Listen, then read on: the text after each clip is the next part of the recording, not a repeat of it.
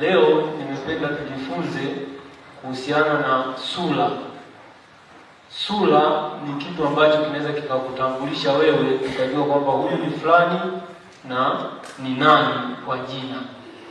Na ukisoma Kumbukumbu la Torati 4:16 tumeelezwa kwamba tusibadili sura kwa mfano wa kitu kingine. Na Mungu alitupenda sana, akatuumba kwa mfano wa sura yake, na endapo tutaishi kwa ile sura ya kwanza ambayo Mungu alituumba, hakuna ambaye atamkwaza mwenzie, na jukumu la ulinzi na usalama litakuwa ni swala rahisi sana. Basi katika muktadha wa mambo ya ulinzi na usalama, tunamtambua mwanadamu katika sura tatu. Sio sura moja, sura tatu. Sura ya kwanza ni ile sura ambayo Mungu ndio alimuumba, yaani ya uhusiano kati ya yeye na Mungu wake.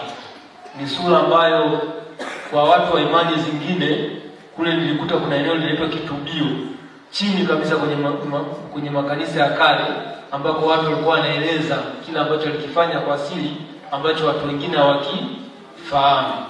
Lakini kuna sura ya pili. Sura ya pili ni ile ambayo wewe unatambulika kwa watu wachache. Tunaweza tukawa tunakuona mtu mwema sana hapa, lakini kule nyumbani kwako wewe ni mtu wa ovyo kabisa. Na tunaweza tukawa tunakuona mtu mwema sana sisi hapa katika nyumba kwa hali ya ujumla, lakini wanao, mkeo ama mmeo anakuona katika tafsiri ya tofauti kabisa na sisi tunavyokufahamu. Na sura ya tatu ni ile ambayo tunaita outer cycle. Kama picha hii nadhani unaona, sura hii ni sura ya kwanza ambayo watu wengi tunakuwa nayo. Watu wengi tunatamani kuonekana tukiwa katika sura nzuri na kuvutia kama hivi.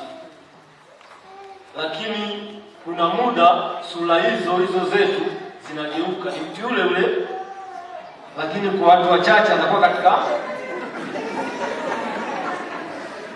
muonekano huu. Kwa hiyo unapoambiwa baba kamrudi kambaka mwanae, ni wakati wewe unamfahamu katika sura hii, unakataa kwamba baba yule hawezi kufanya kitendo kile. Lakini baba huyo kumbe kuna muda alikuwa katika sura hii. Lakini sifuri ya pili inasema badala ya afya.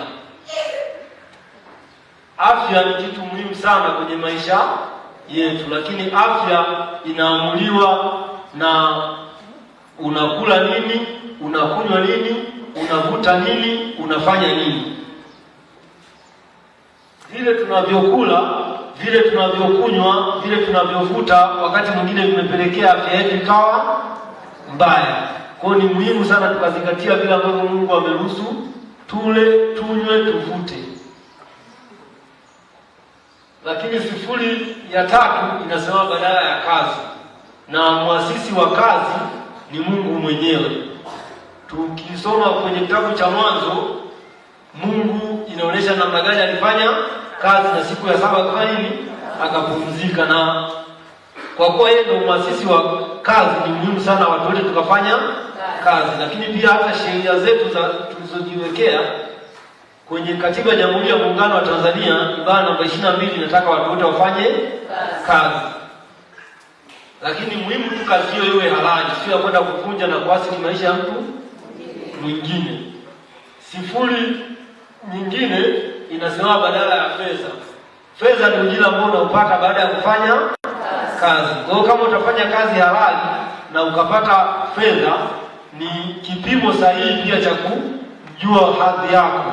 Kwa maana hata kwenye Mwanzo 13:2 fedha ilitumika kama kipimo cha kumuona Ibrahimu ni mtu ambaye amestaarabika na mwenye utajiri. Familia ni kitu muhimu sana, na tunatamani sana familia zile ambazo zinajengwa na kupitia wewe. Watu wengi sana wamekuwa wakizitendea maovu familia wanazozitengeneza, na sio zile walizozikuta. Familia uliyoikuta ni ile ambayo umekuta baba yako na mama yako wamekwisha ianzisha. Sasa ile ambayo wewe unaiendeleza imekuwa ikipata changamoto za aina mbalimbali ambazo nyingi zinakuwa zimesababishwa na wewe. Tunatamani tujue kwamba yai linapovunjika kutoka ndani, basi kinachofuata ni uhai, kwa maana ya kwamba kifaranga kitatoka, kwa sababu tumevunjika kutoka ndani. Lakini tunapovunjika kutoka nje ndo mwisho wake ama kufa. Kwa hiyo amani na utulivu huu tunatamani uanzie ndani kabisa ya familia, alafu ukitoka nje iwe ni matawi ya jamii nzima kunufaika nao. Kila mtu ana malengo yake. Ni muhimu kujiwekea malengo, lakini tukijua kabisa kwamba malengo yote yanategemea hii namba moja ambaye nani? Ni Mungu. Tuendelee kumuomba ili aweze kuturahisishia yote.